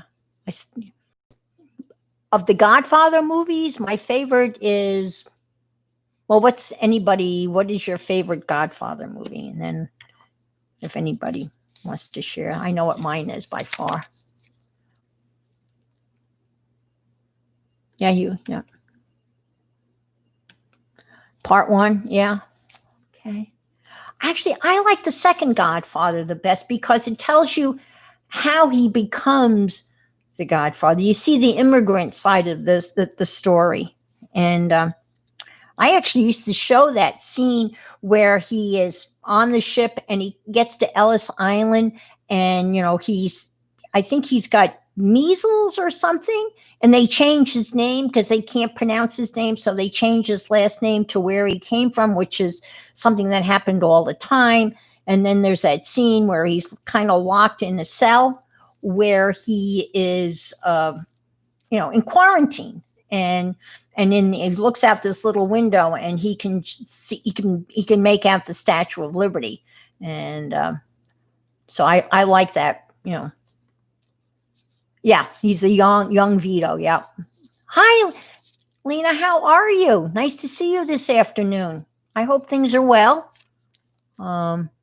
Yeah, that's one of my favorite scenes, and it was great to. I mean, I just showed that clip. When we were doing, I guess, a unit, or talking about immigration. And how each immigrant group kind of was, had to deal with, discrimination. And there was a time when there would be signs that would say, no Irish need to apply, or no Italians need to apply, or and the story goes on and on and on.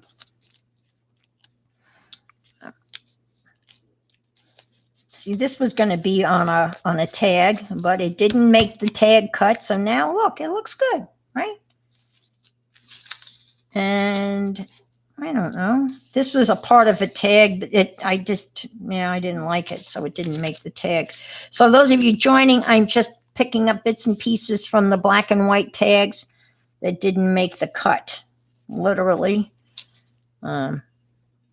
This is that crinkly cardboard packing that I had I gave Laura a piece of it. And of course, I cut it out, but I took a picture of it. I just like the black and white picture of it. And I thought it just kind of looked cool. So that's what it kind of looks like if you make a picture of it. And I'm just sticking a little tag here. And I have a tag punch that makes these two tags. And let's see. And I got this. Graphics Fairy has a whole. I subscribe to Graphics Fairy, so they have a whole post Halloween kit. But you only can get that if you subscribe. But they've got just a whole bunch of really cool goodies. And they got all of these like tickets. And they've got pictures with Poe and hearts, from the Telltale Heart. And so I have bits and pieces of that. And here's a pen and ink drawing that I did.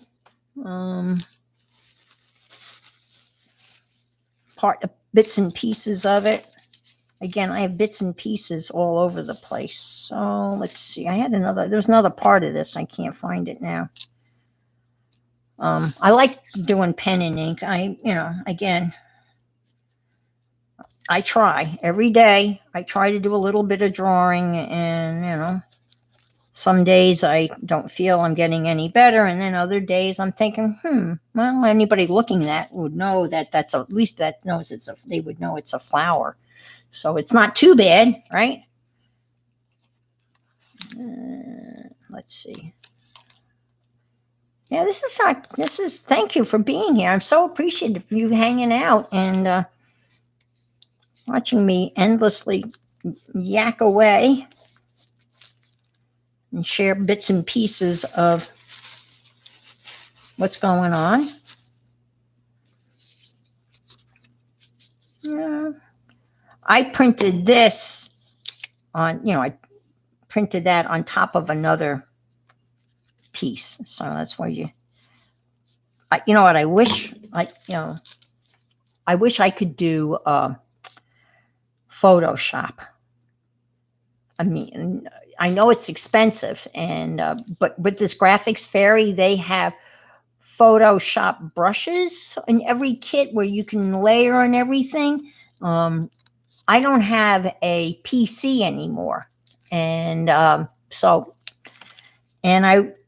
just have a Chromebook and a Mac, and I think Adobe Photoshop, I do believe, is only available for PC, from what I understand. And I kind of looked to see whether there was something that would be comparable for the Mac. And there is something called, I want to call it GIMP, but that doesn't sound very good, does it? GIMP? I don't know. I'm not sure. It's all good. I didn't get to the iPad till now anyway. Okay. All right. Now, how's Cole doing? It's day 2, right, Laura? Day 2 of Virch. And didn't he have to have a red notebook? I'm thinking, who's going to know whether it's red or blue or polka dot?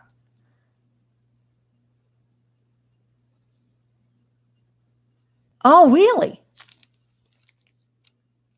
Oh, okay.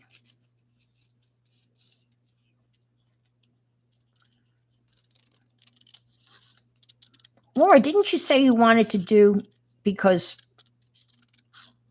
Romeo, that nickname, you wanted to do a Shakespeare journal? Didn't I hear you say that? Hi, Duranda. How are you? So nice to see you.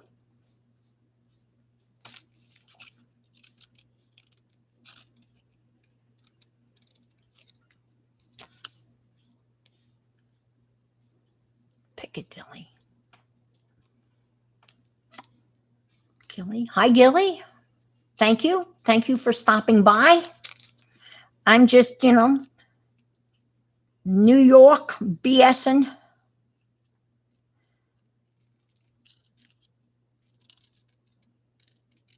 Sharing some bits and pieces of my varied adventures.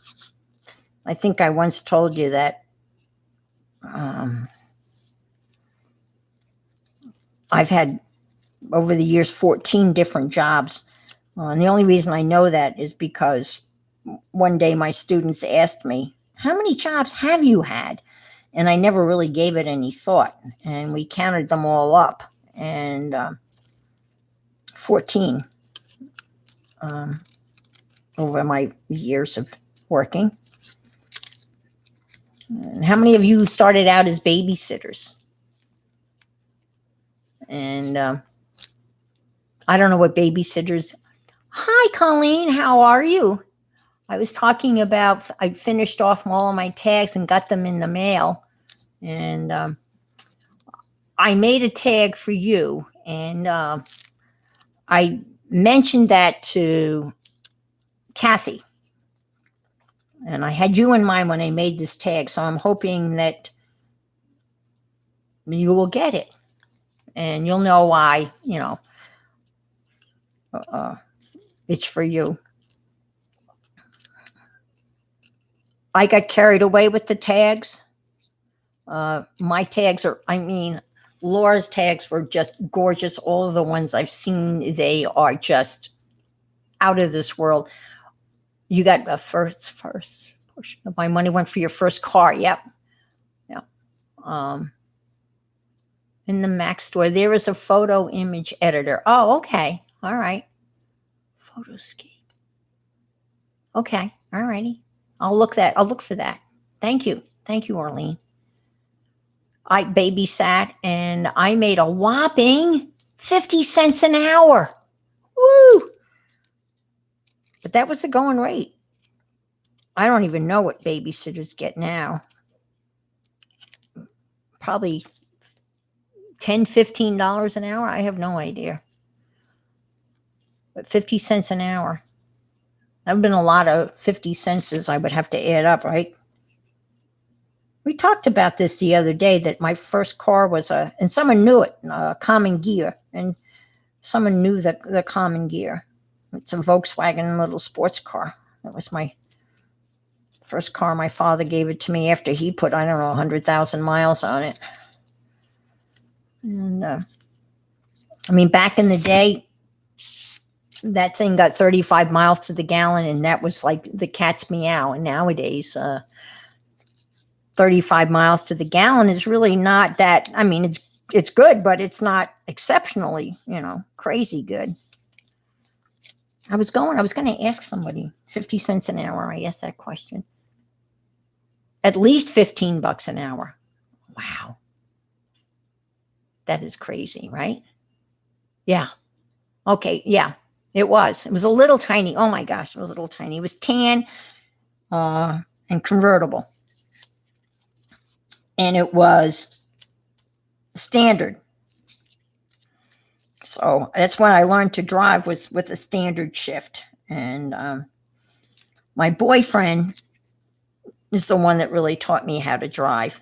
And he would take me to a parking lot. Back in the day,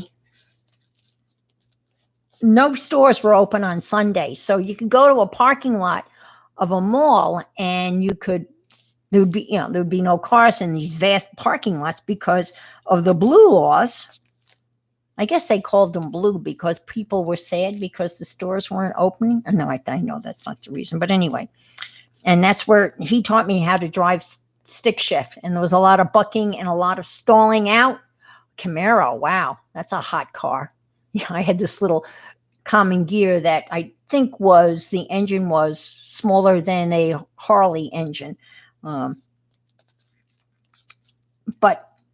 if you've ever driven stick, if you go up a hill, I like why I'm using my hands. If you're driving up a hill, you've got to play it just right. Otherwise, you will roll backwards, right? Because and the exit from the high school was on a steep hill, and there was a light. So as you're leaving the school, you'd have to work your way up the hill, and I'm driving a stick shift, and the biggest fear is I'm going to roll back and hit the car behind me, or I'm going to stall out as I'm trying to go up the hill.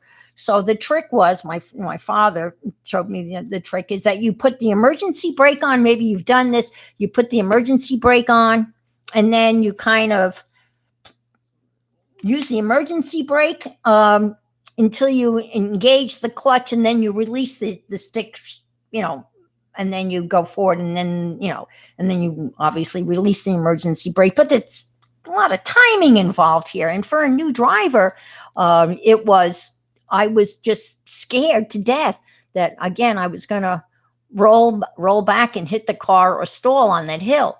What happened to me first day? Stuck at light after school and had to get out and okay. Oh, embarrassing, right? You missed 3 lights. Oh my God. Yeah, it's kind of scary, Eventually, I got so good. If you get really good, with the stick shift, you're actually playing. You got the clutch, and you're kind of you're playing. You can just you kind of can be in limbo. If you get the timing down, you can just kind of hang the clutch and the the gas pedal and just kind of hang. I don't think that's good for the car. But when we moved to upstate New York and we were living outside of Jamestown, is like all hills. It's called like Pittsburgh. Someone mentioned Pittsburgh. I mean, that's one hilly. I mean, that's a fright. And in Jamestown, they still had brick streets, so they would get really slick, and they were all very hilly too. I forget the sound when you are out. Oh gosh, yes, yeah. Dollar sign sounds, right? The crunching of the gears. Yeah. I just, I enjoy driving a stick shift. I always felt that, more in touch with the road. I had a couple of sports cars. My last sports car I had was a Mazda Miata. Talk about friggin' fun to drive. Oh, I had two Miatas. And it's a poor man's sports car. True two-seater. There's no back seat at all. The trunk, you can't you can't put anything in the trunk. You can, you couldn't put a bag of golf clubs in the trunk. Fun to drive. They had that nice little quiet, like little rumble that you get from like a sports car. It sounds much more expensive than it was. And the last one I had a convertible hardtop that kind of, automatically went down. The first one had the cloth convertible top. The last one I had, you just pushed a button and it just, retracted and went, kind of went back, and I had to give them up because bad knees, 2 knee operations, and there was no way I could get in and out of it because they're literally, 6 inches off the ground. But man, they were so much fun to drive. Not so much in Florida because Florida's straight and flat, but upstate New York where you kind of have curves and hills, that's when it was really fun to drive. But anyway, that's another thing. I've had a lot of cars. I have a very short attention span when it comes to cars. You learned to stick shift. Level spots. Yeah, it's kind of traumatic, isn't it? When you have to deal with shifting and hills.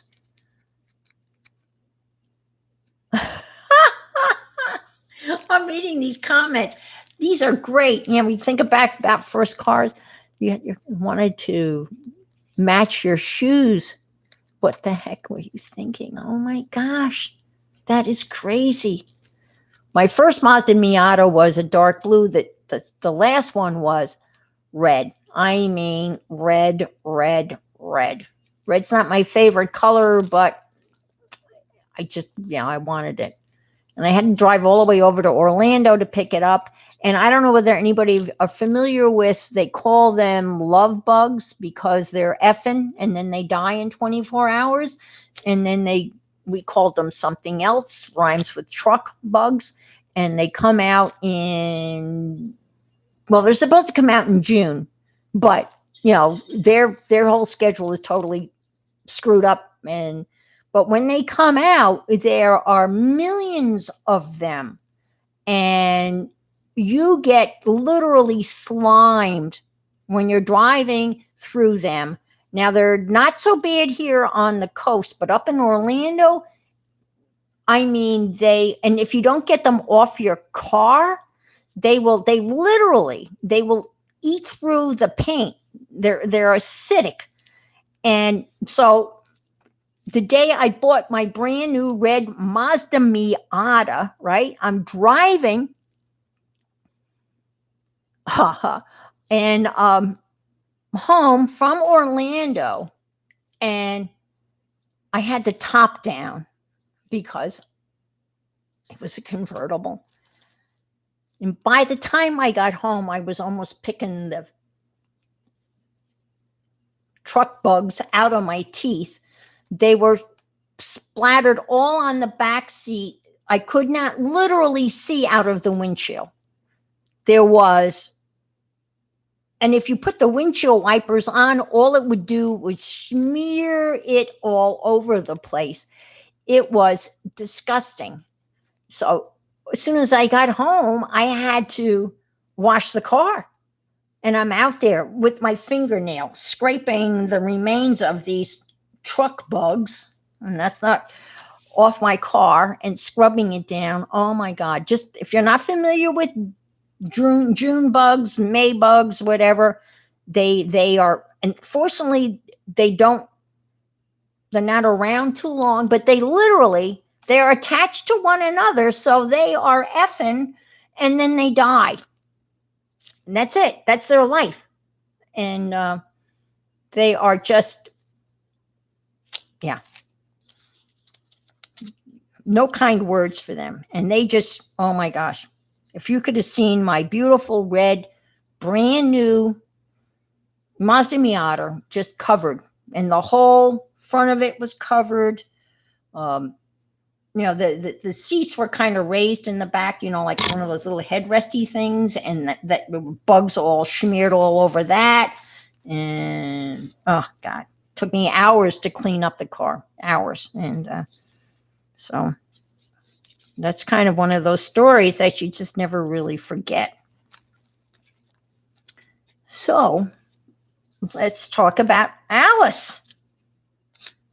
Go tell Alice when she's 10 feet tall.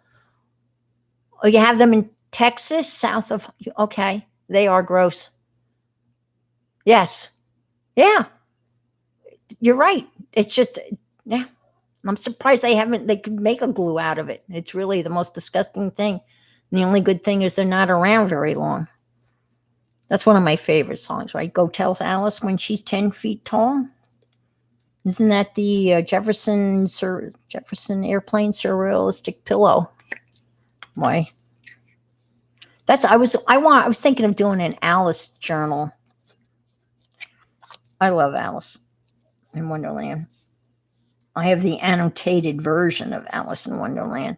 That was going to be another card, but it didn't work out. I have a whole set of Alice in Wonderland stamps, so maybe we'll have Alice looking at the kitty instead of the white rabbit. I have the rabbit also. See? And then there's a separate stamp that says art in that kit, so I put the art in here. So it's a great stamp kit. It's from Finnabar. No, not Finnabar. Indigo. Indigo is the company that has the Florida is filled with all kinds of stuff. Yeah. Of the toads, you mean the toads you lick and get high, Jersey? No. Gray slick. Yes. Yep. Yep. Uh-huh. Yep. That's one of my long lost albums. Yeah, there are toads apparently in Florida that you lick and you get high. Well, yeah, they're frogs. They're not toads. They're frogs. And yeah, apparently the slime on there. Can you imagine? I mean, how desperate could you possibly be to get a buzz that you're willing to lick the back of a frog? It's some sort of like slime or something that's hallucinogenic. Now, you often wonder, who was the first person? I feel like Laura, because I'm pointing. Who was the first person that said, oh, there's a frog. Let me lick it and see what happens? I mean, somebody had to be the first, right? Oh, okay. Oh, or paints. Oh, okay. Thanks, Bob. I will look that up. All right. Yeah. I mean, someone had to be the first. Who? I mean, those are things that I think about, Yeah. Well, yeah. Someone had to be, unless someone by accident. How would by accident would you lick the back of a frog? I don't know. But yeah, probably somebody already on. Yeah. That's true. Maybe they were already high, because I can't imagine doing that in a sound state of mind, but you never know. People do crazy things. We know that, right? People are just friggin' crazy. And sometimes they don't make the best decisions. There is a very, very funny author. His name is Carl Hyacin, and that's when I read about the hallucinogenic frog. And he used to be a reporter for the Miami Times or Herald, an investigative reporter, and he, yeah, yes, yeah. And who discovered that you shouldn't lick? Discovered that you shouldn't lick a frozen metal? Yeah, yeah, yeah. Very true, Lena. That reminds me of that scene from the movie Christmas Story, right, where the kid gets his tongue stuck to the flagpole, right? I double dare you, or triple double dare you, or something like that. Oh my God, uh, that's so funny. But Carl Hyacinth's the guy's name. And again, he was an investigative reporter for the Miami Herald, I do believe. And so he writes these outrageously hysterical novels that predominantly kind of take place in Florida and all of kind of like the crazy, wacky people that live in Florida. If you ever see any of his books, I mean, they are just hysterical. I mean, he's got these crazy but characters. And according to him, a lot of these stories and characters that he's writing about, they've appeared like, in his investigations in Florida. And these are like mini stories that have popped up, or crazy people that have popped up in his reporting days. And he's put them into, these novels. And, like when people see, imagine seeing a picture of Jesus in a piece of toast or in an oil, smear on a road, and how it becomes like a pilgrimage to an oil stain in the middle of a road. Yes, Carl Hyacin. That's it. You got it, Janice. That's the guy. Hysterical. Very, very funny guy. Florida man. Yep. Okay. There is that name. Oh, Florida man? Oh, meme, Florida man. Okay. Yeah, he's written a whole bunch of books. They're just, I haven't, there's not one that has not made me laugh. I haven't read them all, but I've read a whole bunch of them. Funny, funny, funny. Just the way he, people do stupid ass things. And, sometimes you wonder, right? If you want to read something that's kind of funny but it's kind of sad, have you ever read the Darwin Awards? I mean, Google that. Google Darwin Awards and see what stupid ass things people do. Yeah. And it's crazy stuff. Yeah. Human beings are amazing people. Amazing. Incredible.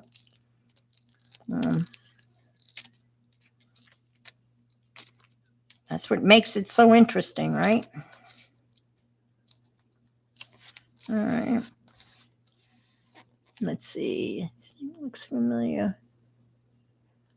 I'm trying to think. Jersey, did he write a kid's book? Maybe, I don't know. Okay. Oh, Cindy. So, Candy, you know what I'm talking about. You know the Darwin Awards. You've read them. Johnny Carson.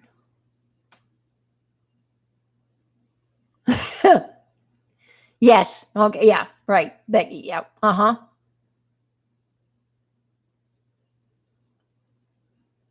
Oh, I'm sorry. I guess I've said that a few times, haven't I? I'm sorry. I don't mean to offend anybody. Let's see. Humans are fascinating. Uh-huh. Anthropology. Okay. So you became a teacher. Well, teaching is fascinating too, as we know, right? Kids are amazing.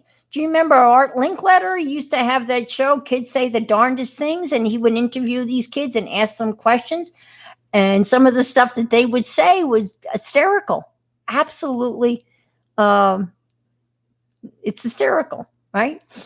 I mean, and we will all say stupid stuff. I mean, how many times have we said something and you just want to go, oh, can I just take that back? And once it's out, and you can't do anything about it. And then, other than say, oh, yeah, I am sorry. Yeah, a beautiful path. Yeah. I mean, an anthropologist is interesting stuff, no doubt, but fascinating stuff. But it's dead stuff. So, taking a slurp of my, not a beer. It's too early. Oh, actually, it's not. It's 6 o'clock. It's almost martini time. All right. Well, listen. Thank you so much, people. I can't tell you how much I appreciate you guys being here. It's been so much fun. And yeah, we'll have to do this again in the near future. As I always say, see you out there on the internets. And thank you so much for spending a couple of hours with me. And I'm really kind of happy. I got some serious gluing done here. And glue on, right? Bye. Whoops.